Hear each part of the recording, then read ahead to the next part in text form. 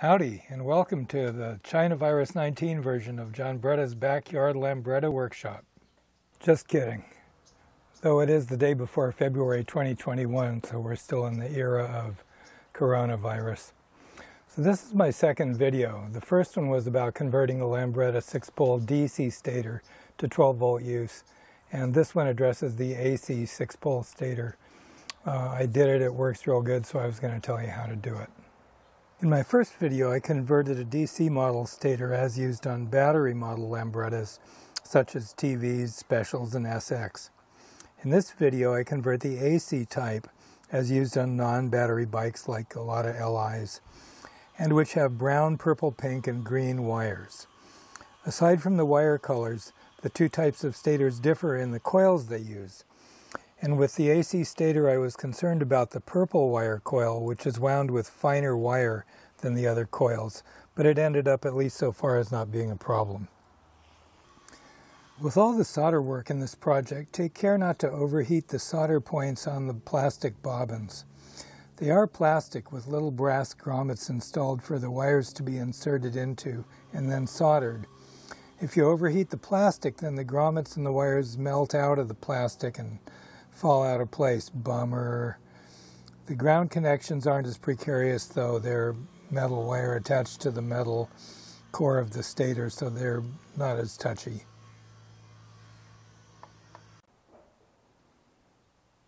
Step 1. Remove the felt cam wiper. Wiper shown here along with its screw and outside toothed washer, far afield of its proper mounting location. Step 2. Remove the wire harness, all the wires, even the green one. Other than removing the green wire and replacing it with a new green one, you'll not be involving the ignition circuit in this project. The ignition coil is the one directly opposite the points on the stator, this one, 180 degrees around from the points. Leave it alone. Do not remove its ground right down there. If you have to remove the black wire right here, the condenser wire, in order to replace the green wire, then make sure to rejoin it with and at the green wire terminal when the green wire is replaced. Step 3. You undo all the coil's ground wires from the stator armature except the ignition coils. Melt the ground point solder while you carefully pry out the wire with a little screwdriver or pull it out with little needle-nose pliers, your choice. Minimize the bending back and forth of both the ground wires and the positive side wires when it's time to handle those. If you snap them off or even crack them, then you're looking to replace coils for your stator. So now here's the grounds that need to be replaced. First of all, counterclockwise from the points here is the ground for this coil. This is a brown wire coil. There's the brown wire right there. And the ground for it is right there, so you'll unsolder that. Then moving over here to the purple wire, it has a ground which swings over, comes out of the center of the coil and comes over here and grounds to the same lug as the ignition coil. So remove that one, don't remove the ignition coil, or resolder it, whatever needs to happen. Then this coil here is already wired in series with the brown coil over here. And there's a brown wire which solders right here. It goes under this coil and under the points, and it comes up over here and solders onto this coil. So these two coils are already wired in series as the brown circuit. So with this one, you'll unsolder the brown wire that comes from that coil over to this coil and remove it. So you'll undo that. That coil at this point doesn't actually have a ground wire. But remove that brown wire. And then coming over here to the pink coil, you'll undo its ground wire, which is right there. So there's the three grounds that are to be undone. And then that joining brown wire for the two brown circuit coils. And I'm using this stator because I already installed the stator that I did the conversion on. In the rest of this video, I took a video of the work on that stator, so you can see it more completely if you want to watch that. Step 4 is going to be to join the non-ignition coils in series. You'll do this by soldering together adjacent wires where that's available and using lengths of wire from your personal inventory or stockpile of project wire, which you keep on hand for just such an occasion. I used both bare solid core wire and regular insulated 16-gauge multi-strand wire, such as the harness is made of, depending on what was needed at the time on the stator. All of that's in the procedure video that will follow shortly, but what's happening is you're going to take this ground wire from this coil and you're going to bend it around and you're going to connect it with where this ground wire is currently coming out of this coil. So the ground wire from this coil goes into the outside wrap of this coil. Then that wire, which is grounded now, is going to be lifted and it's going to be connected by a length of wire over to, over to this terminal of this coil. And that, which doesn't have a ground wire, is going to be connected to the pink wire location here, and then what is now the ground wire from that coil is going to come out, which it does, out of this coil, and is going to connect to a yellow wire, which is then going to go out of the stator. So this will be one yellow wire connection.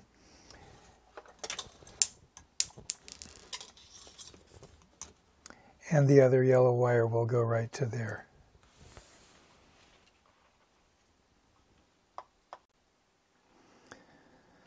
Now step 5 is to put in your new green and the 2 yellow wires. The green wire goes where the old one did, remembering to get the black condenser wire in there too, joined where the green wire solders to the coil. The 2 yellow wires go one at each end of the new series of 4 coils, as I just showed you, and as is more exactly illustrated in the following work video of me actually doing the wiring. Yellow is the correct color to use, but I ended up using orange on my stator because they were out of yellow at the store. Make sure that your new yellow wires are at least as heavy gauge as your old wires, and make sure that they're at least as long. I made mine a little longer because my regulator and junction block are mounted a little further rearwards on the bike than the original rectifier was, or in the case of a non-battery bike, where the original junction block was. Once you've connected, located, and as necessary, strain relieved or otherwise fastened your new wires to the stator plate, put on a piece of shrink tube. Make sure to reinstall the cam wiper and put a few drops of oil on it. You may want to put your bullet connectors on at this point as well, or you can put them on after the stator is installed if you want to custom trim to length your wires, as I did. That outlines the complete job of converting your stator. Here's the stator we're going to work on. This is the venerable Ducati Electrotecnica. And this is a 6-pole AC stator from the 60s on Lambretta for Series 3s. And the one thing about this AC unit is this one coil right here, the windings are a little finer wire than the rest of these. And I measured the resistance, and it was about 50 ohms. The other 3 coils were about 30 ohms apiece. So I don't know if when you put this one in series with the rest of them, if this is going to be the hot point or the resistive point or whatever. But I'm going to try it. So the first thing in this job is to remove the old wires. So let's get going on that. We'll start out by pushing some slack through so you can get a hold of the wire.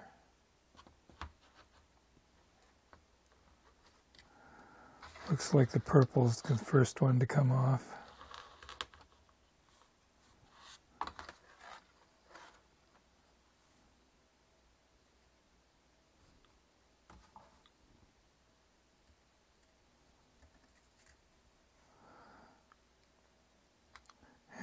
go with the purple.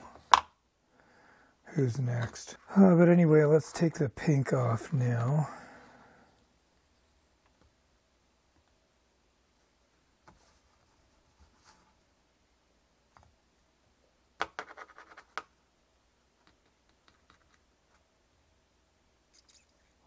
There goes pinky.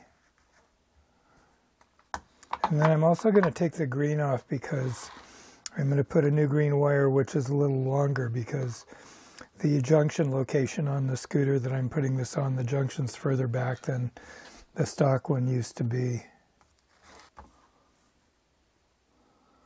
This also is the place where the black wire from the condenser goes.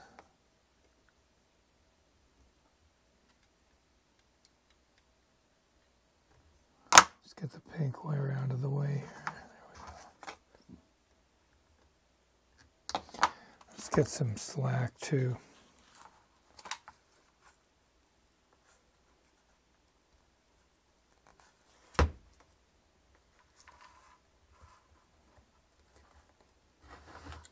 There we go.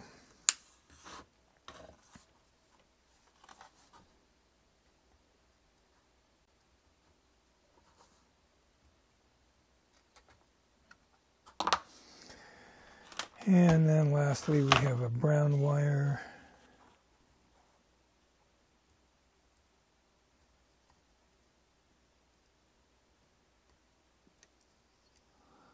And there we have it. Or there we have them. Camera's going out of focus. So there we have a stator sans wires.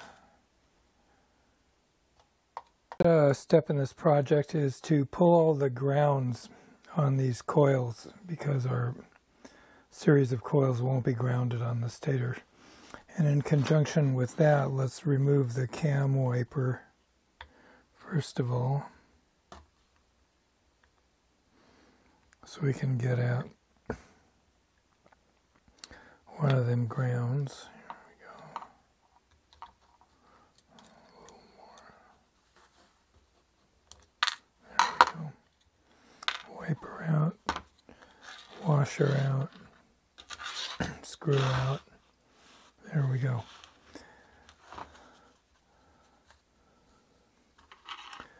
So this coil over here, the coil directly opposite the points, we're not going to remove the ground from because that's the ignition, and that one's not involved in our series of coils. But we are going to remove this ground right there, starting now.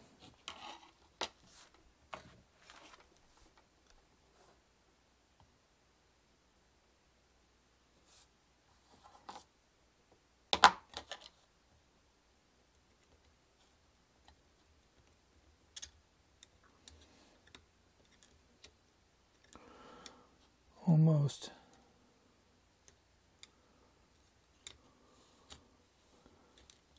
There we go.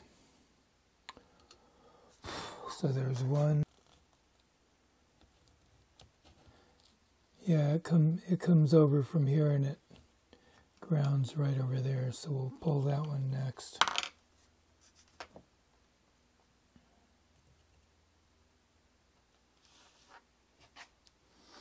This is the one with the fine wire.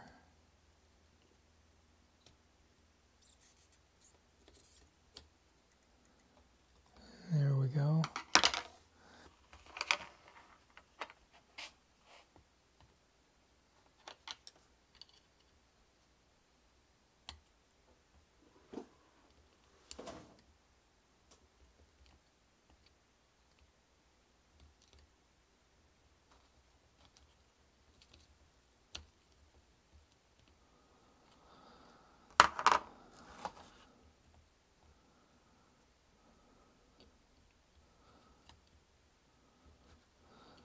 It's hard to get at.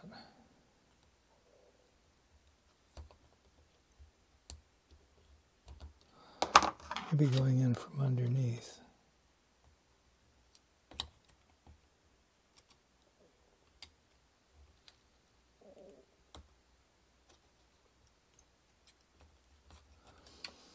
By Jove, I've got it. So I'm going to pull those brown wires.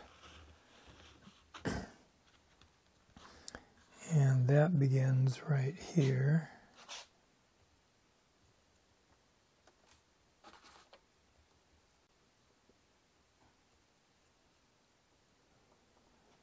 There we go. And that brown wire comes out here. I could even almost pull it out.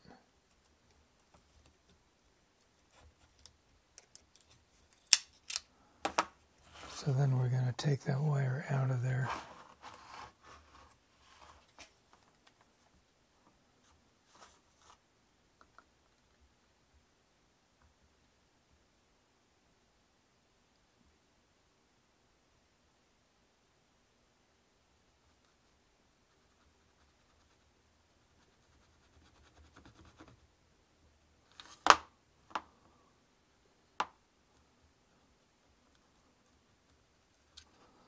There we go.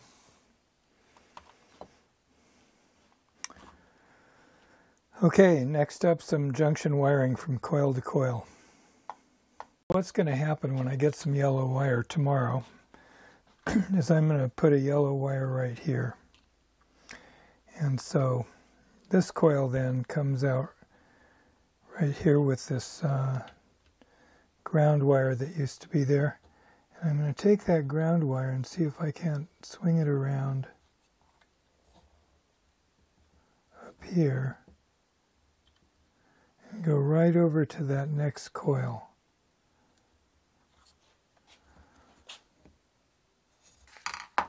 Could be a little tricky.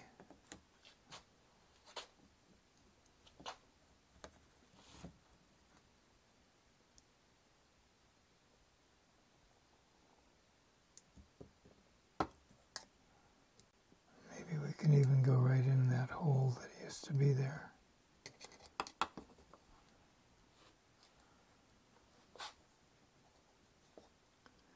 Actually, I see one thing I'm going to do. I'm going to go get a little nippers and see if I can't cut some of that plastic off and make my journey over to this next solder joint a little easier.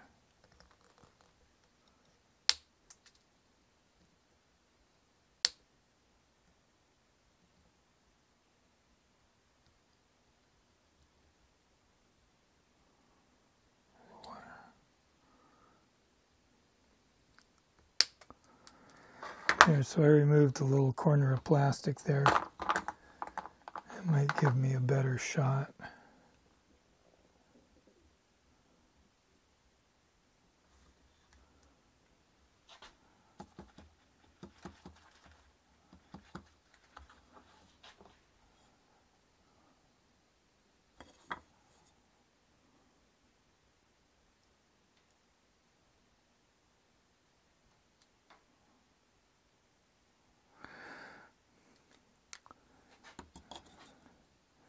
So I think you can see what's going on if the camera will focus up again.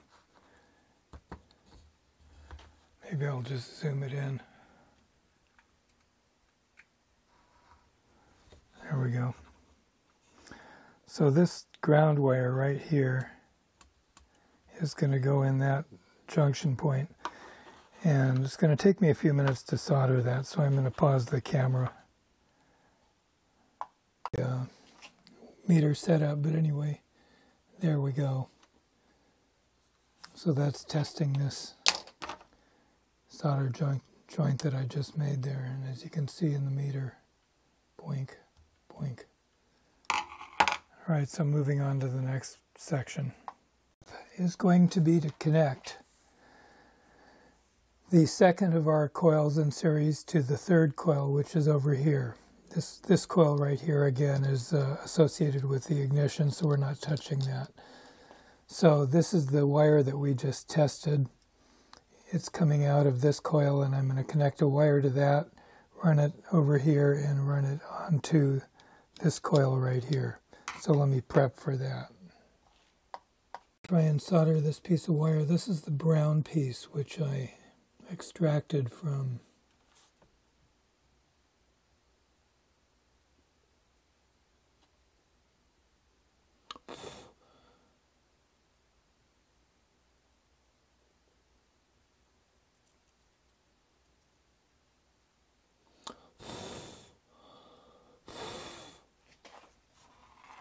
there. Let's take the brown piece of wire which I extracted from the stator a little bit ago, and that seems to be in there pretty good.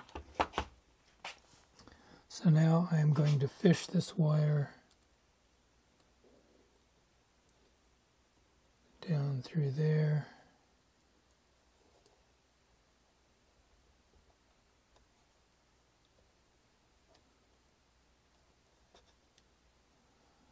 That's good.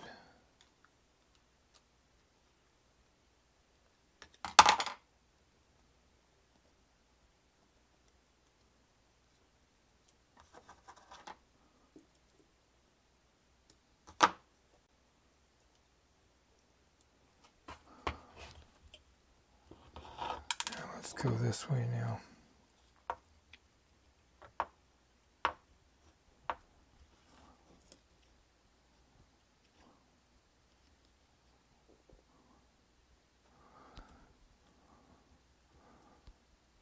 That's good enough. Doesn't hurt to have that little loop. Here we go. We're going to come up about here and nip this thing off.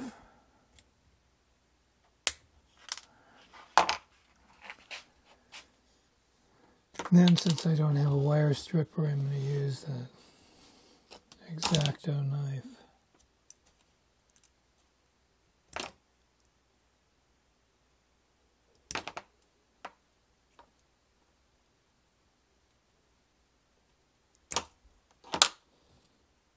And that does it nicely.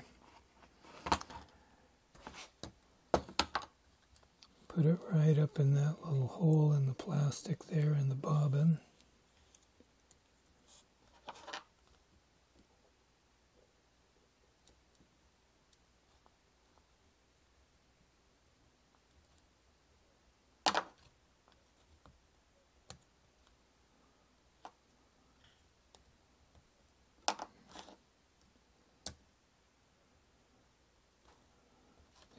All this brown wire and put it up in there.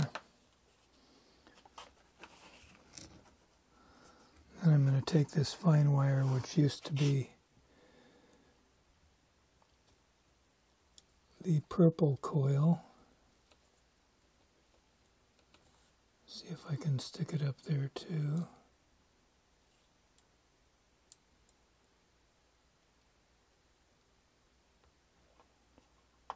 Wire connected, which I soldered on here, and it's rather abruptly bending, running over here and running right into that eyelet there where it's joining up with the wire from this coil. Right there.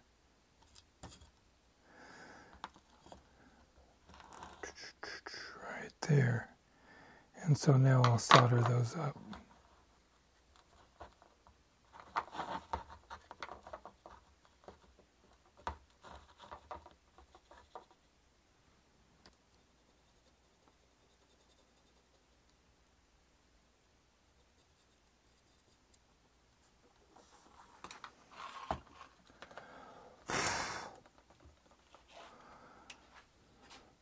Let me fix that.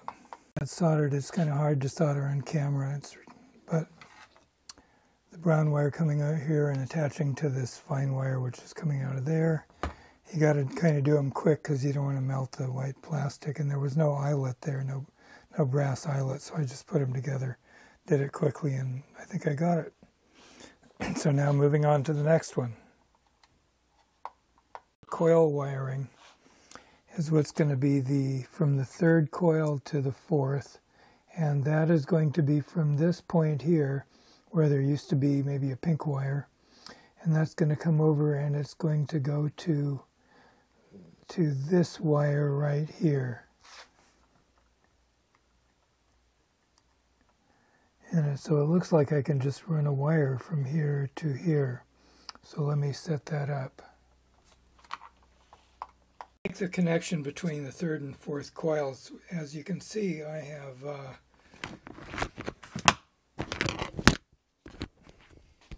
let me put my mic on. I've introduced a piece of solid copper wire, which I just melted this junction, stuck it through there, and it's now loose through there, so that I can push it through and bend it around. There we go. And I'm going to head it on over to this junction right here.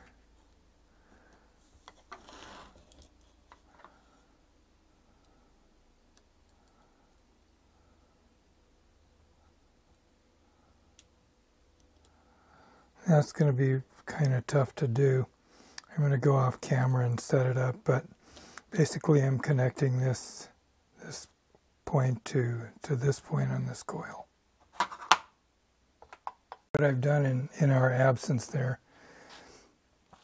and that is that I took a piece of solid copper wire and stuck it through both this hole here in this bobbin and this hole in this bobbin here.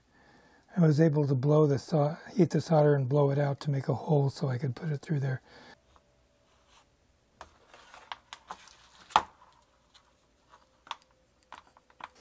Stop while I fix this.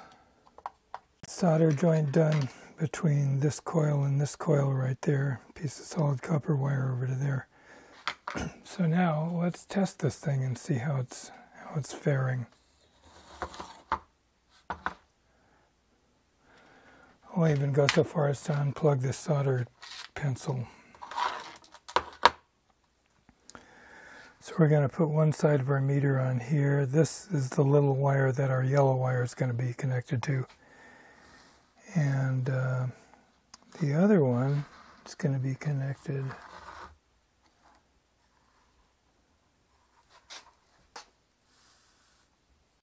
I believe right there.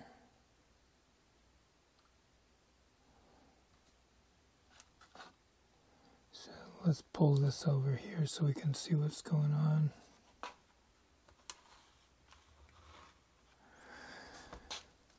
And so now we're going from this coil to this coil to this coil to this coil. And we're going to be coming out right there. And there, I'll pull the meter in there. So there we go. So we have continuity through all coils. And none of them are touching ground. Got nothing ground. So we're good to go. I'll inspect these solder joints a little better visually, but that's our job. So now we're going to put a yellow wire on this wire and on this wire. And that's going to be our charging circuit. I'm going to attempt to solder this orange wire onto what was the ground wire of that coil there. I've got the super close-up going. And it was kind of hard to set it up so that the wires were bearing against one another well enough to make for a good solder situation, but I'll take a crack at it.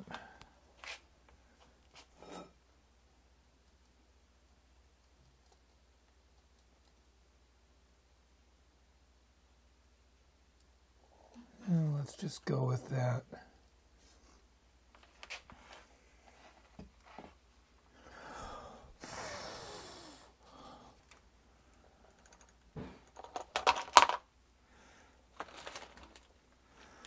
Get out a piece of shrink. We'll use the white because that's what we have.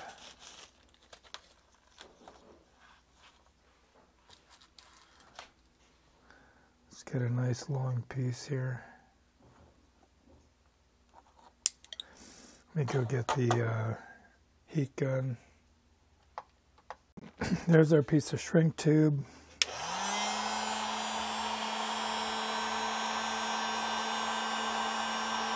Guess the gun needs to heat up. Yeah, there we go. I only shrinked it enough to make it grab on and locate so that it doesn't slide around, because I don't want to shrink the tube too tightly because then it might rub against something and rub out. So the next thing I'll do is route this thing through one of these little crevasses between these two spools and come out this hole down here. Okay, so here's what I ended up doing with this orange wire here. And that is that I came in and I wrapped it underneath this junction piece of solid copper wire that I used to join these two coils. I ran it under there, then I stuffed it down between the, in there and then out. And I made sure that down here where this wire is, that the wire coming out of the coil that I soldered the orange wire to, that there's plenty of clearance in here, that the wire is not close to touching the core of the stator plate. And when I was routing that orange wire, I was very careful not to be flexing this little wire back and forth on the spool. I held it with my finger while I was doing this, because if you bust that wire off, you're done. So that's the project at that point.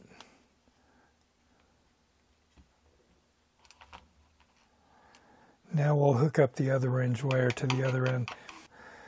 And now we will come over and we will put our other orange wire on this coil, which is what I'll do in the next clip.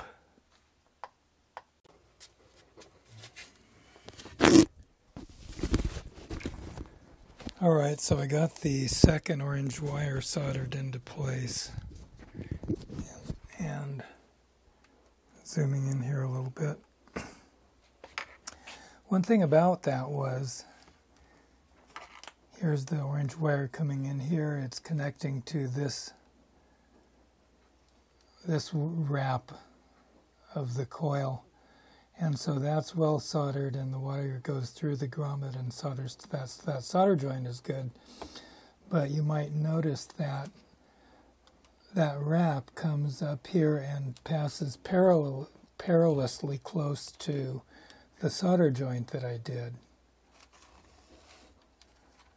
Right there. And that is of concern, so I really made sure to try and not nick into this wire with my solder joint here.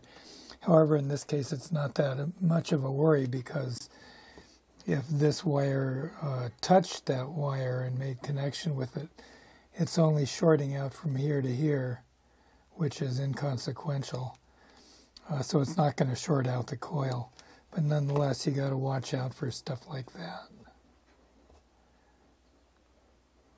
So then I routed the wire through this hole, and next I'll bundle all these things up. And I'm also going to zip tie these wires, and I'll show you that in a second, to strain relieve them. All right, this clip was made after the fact, just as a reminder to put in your new green wire after you did the two yellow or orange wires. So here's the green wire. Your new green wire is going to come into this junction point on the ignition coil right here. It's going to meet up with the black condenser wire that also goes there, and of course the little fine wire from the coil which goes through there. So your new green wire, the black condenser wire, and the coil's little solid core wire all meet up at that junction right there. One of my little fetishes that I've picked up just from wiring things in general is to strain relieve wires, and so first of all, I'm going to create a little slack, about that much, and then I'm going to zip tie, tighten this wire down on here, get it into the camera. There we go. And so now that wire can't be pulled on and possibly damage the superfine professional wiring job that I've accomplished here. There's that one. So see, we have a nice amount of slop up there. It's not in the way. We could tuck it down to stay out of the way of the rotor. And then I also put one on for the ignition wire.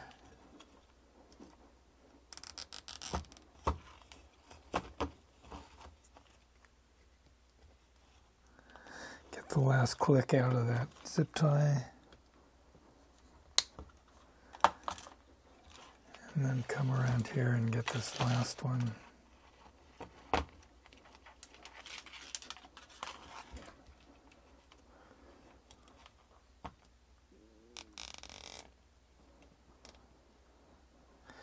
Call me crazy. You won't be the first. There we go. So the next job I'll do is to route all these in the back and then put a big shrink tube over the whole thing.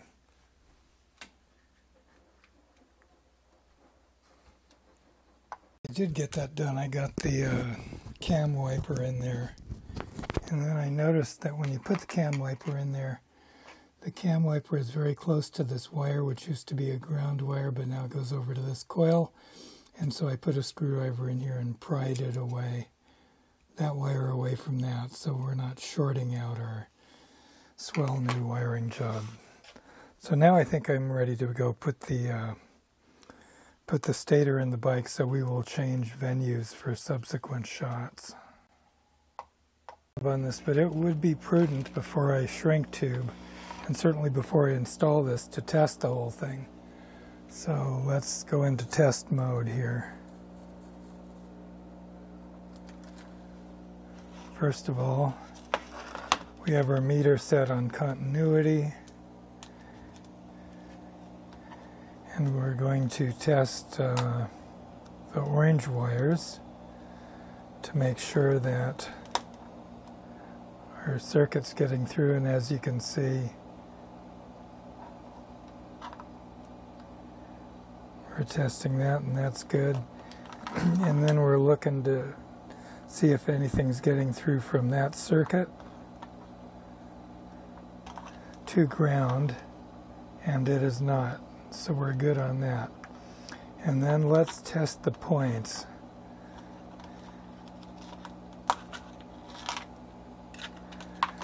I have my handy old points tester that I got a long time ago. So ground that, and then we connect the points lead there, and then we turn on the device and we operate the points. Open the points, the point tester screams, ah! So that's good. So we're testing out good, so now I'll heat shrink the big shrink tube. Here's the gratuitous part of the procedure, is shrinking on a piece of shrink tube. Not the most difficult task, but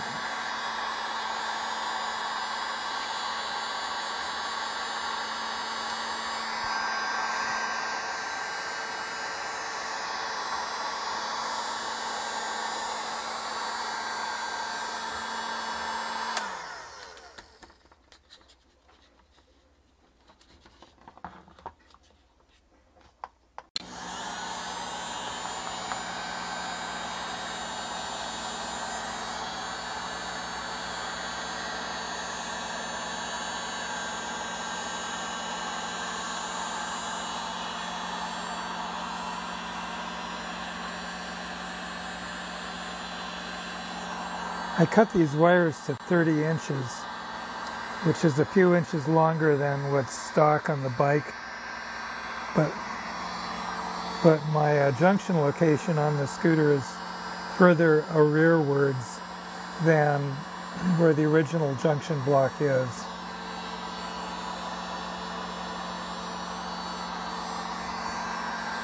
So I'm going to leave these ends open like this. And I'm going to install the thing and then cut the excess off. So there, that's shrunk.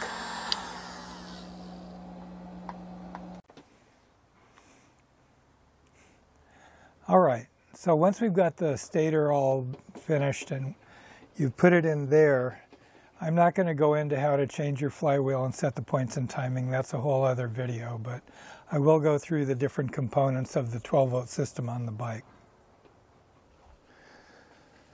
Okay, so here's the junction block I'm using, and it is mounted to the bike with an aluminum sheet metal bracket, which you can see and which I built. And that junction, and it uses the existing holes in the frame back there, which are used to hold the coil, you know, on the right side of the bike. In a stock arrangement, that is. All right, so this junction block is a Series 2, possibly Series 1 and 2, headset junction block. And there were a few variations of those made for 125s, 150, and 175. And I think that explains why, depending on which one you buy and from whom you buy it, those holes in the bakelite will have more or less actual brass connectors installed in them. And so I got one that seemed to have a lot connected. And there's 1, 2, 3, 4, 5, 6 different channels of connections in there. And you can see where I've painted the red indicator, and that's indicating that in the back of the headset junction block, I made a connection between the second and the fourth group of connectors. So that's all one big collection of 6 common collectors. And I have the bike standard wiring harness plugged into it. And so all those are common. And I should mention what all those wires are. Is the red one is the wire to the battery, because this is a TV175, which had a battery and therefore had a battery wire as part of its wiring harness. That's the red one on the left. And the remaining ones which are plugged in are a gray, brown, and purple wire, which go up to the headset and power various. They go to the switch, the TV175 switch, which power various lighting depending on which switch position you have turned on.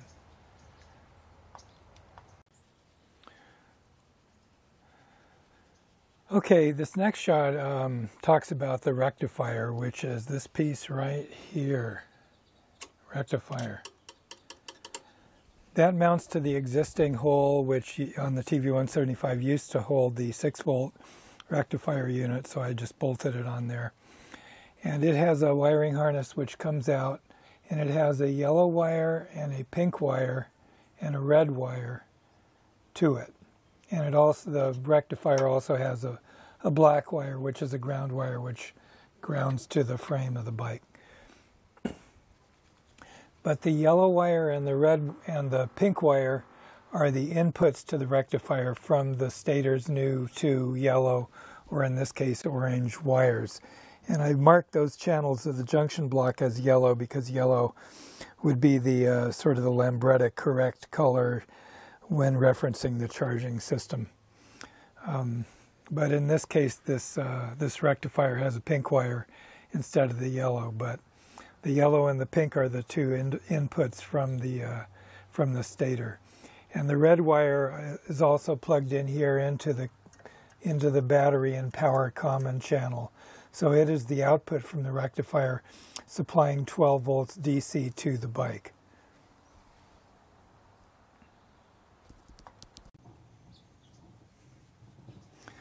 All right, in this clip I've brought in the wiring harness from the stator, which is right up in there. But it has our 3 new wires, the 2 orange wires and the green wire from the points. So I've plugged the green wire in over here, and I also plugged in the green harness wires into this channel of the junction block. And I've got one of our charging wires going to the junction, the yellow junction with the pink wire, and the other orange wire going to the yellow junction with the yellow wire. So that completes the wiring on the junction block for the bike. Oh, I actually forgot one wire, which is this white wire, which I'm going to put into the common power section of the junction block. That runs my turn signals, and that goes forward in the wiring harness that I put in the bike for the turn signals, because I got those, and maybe I'll show them to you in a minute. Oh, and one more thing about the battery. You may be saying to yourself, but my scooter doesn't have a place for a battery. It has no battery tray. It never had a battery, etc. If you wanted to have a battery, you could weld a battery tray in there or somehow bolt in some kind of thing and hold a battery. Or you could just run the bike AC. You can still rewire the stator to put out 12 volts, get a 12-volt regulator or a regulator rectifier there and hook it up without a battery. However, your brightness will vary more with the revs of the motor. The regulator will still cut off the output of the stator at 12 volts, so you won't be blowing bulbs, so that's okay. But you probably won't be able to run signal lights, because at least these LED signal lights, I have a feeling they're not going to run on AC. And I suppose you could run the rectifier and convert your AC to DC and then just plug your DC output right into the bike without having a battery. That may work. But I put the battery in because the bike has the space for a battery. Both my bikes are TVs, so I put batteries in them. And that allows you to have parking lights and battery and horn rather when the bike's not on. You could even have the headlight on for a minute to light up those nighttime football games or nighttime surfing or something. But that's the deal on the battery. You really don't have to have one. I can't tell you a lot about running without battery because I'm not an expert on that, but I know it's doable. So the battery is just kind of a more fancier thing to do has more options. Maybe if you want to put a stereo, I have a low consumption stereo I could put on the bike. But anyway, that's the deal about the batteries. You could get away without the battery if you want.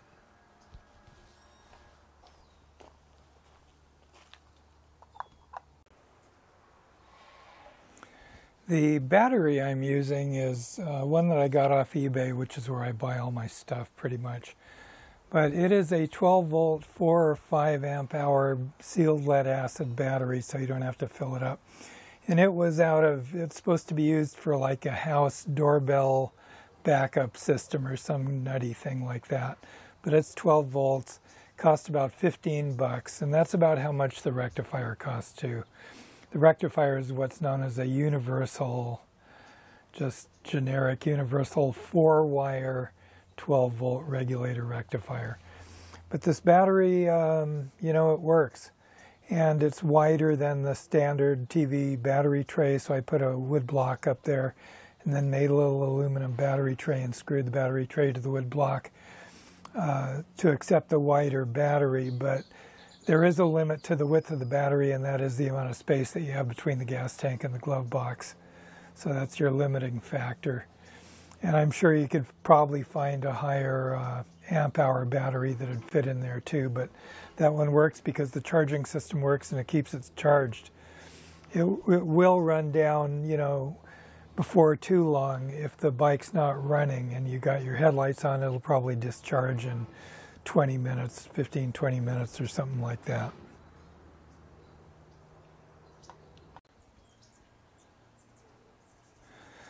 Now we move on to the headset. This being a TV 175, it has a key switch, as you can see there. And the wires that are powered from the 12-volt source at the back of the bike there go up there, and they operate the key switch just as the TV is normally wired, so that that's no problem. In the case of an LI, if you have an LI, then your wires go up to the light switch, which is over there. And I'm using an LI light switch, and I'll explain why. Is because I put in signal lights, and the TV 175's key switch has no provision for a light switch. So instead of the TV light switch, I put in the LI light switch and rewired it so as to allow this switch right here to be used as blinkers. And then I'm still using this part for the high-low beam and that part for the horn. And the key switch ends up turning on the ignition or the parking lights or the headlights. And the headlight is routed over into the LI light switch, which operates the high and low of the headlight. So that's what I did there. And I also installed a voltmeter because when I was testing the bike, I wanted to keep an eye on what the charging system was doing.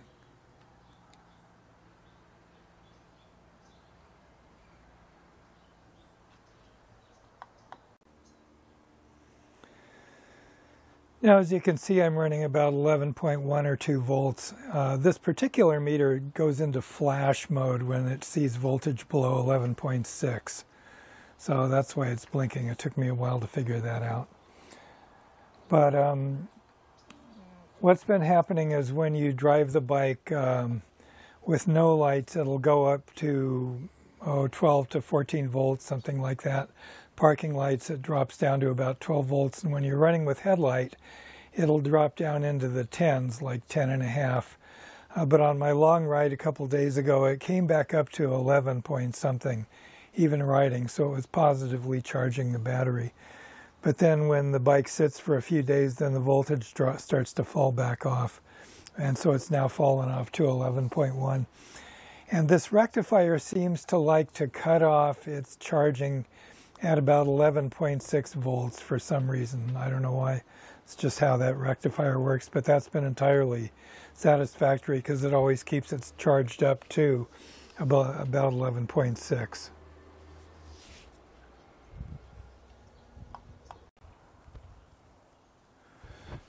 The pilot and speedometer light bulbs are both 12-volt bulbs. The pilot is a festoon bulb. It's 12 volt as opposed to 6, about 1.25 inches long, and it's just an incandescent bulb. I didn't look around for the LED one. And the speedometer bulb is a 12-volt bulb, but instead of it being a bayonet bulb that fits into the bayonet type base that sticks under there, this one is a threaded bulb because it's one of the ones I use in the instrument cluster of my Triumph. And to use a screw-in bulb, you can just take the base and bend one of the little upper corners of the base inward so that it catches the thread of the bulb that you screw in there. And that's how you can use a screw-in bulb in a bayonet type base, assuming it's the same diameter and length base and all that, which those things are. They're about 3/8 of an inch wide or so. The headlight bulb is a 18-watt LED bulb with the BA20D, that's D as in destiny or decibel, BA20D base. That's the kind of base Lambretta used, but it's a 18-watt bulb, and they come in seemingly 1200 lumen or 15 or 1600 lumen, and you want the latter. There's an appreciable difference between that and the 1200. It really works well. So 18-watt LED headlight bulb.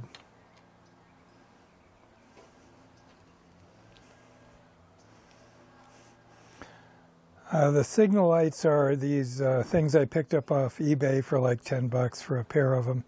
And they have their own flasher, so the bike doesn't use a central flasher.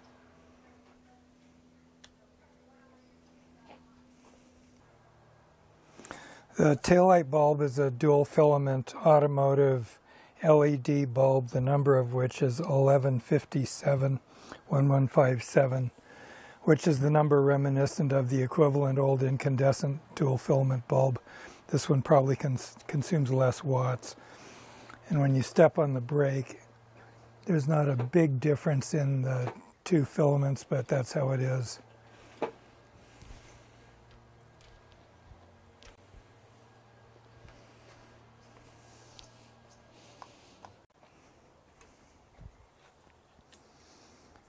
Here's the turn signals. They work pretty good.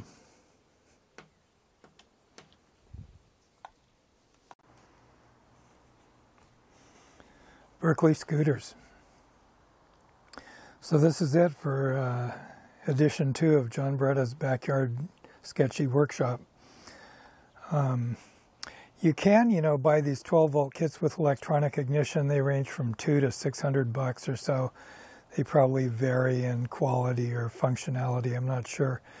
But this one certainly works well, and it was a lot of fun to do. And it's really cheap. The whole 12-volt system is like $50, $60 or whatever.